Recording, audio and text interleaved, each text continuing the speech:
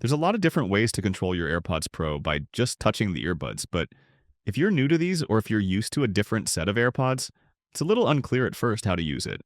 Both AirPods have this kind of a flat spot on the side. This acts as a button and a touchpad. You can slide your finger up or down to adjust the volume, and this is also where you do all the other gestures. To play or pause your music, you'll kind of squeeze the stem and you'll hear a click. If you've used basic AirPods before, you might be used to just tapping the stem, but on the Pro version, you'll actually need to press it with two fingers. One press is play and pause, double press to skip a song, triple press to go back a song.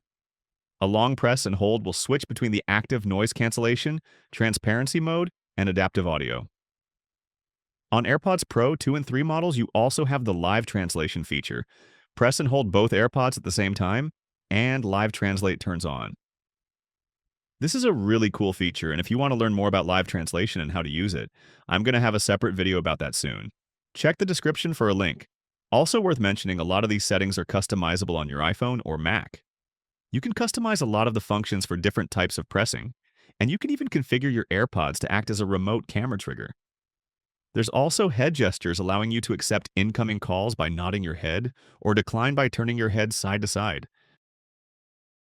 You can do a lot with the gestures, and they're highly customizable. Hope this helps. Leave a comment if you have any questions, and before you head out, make sure to subscribe for more easy guides like this.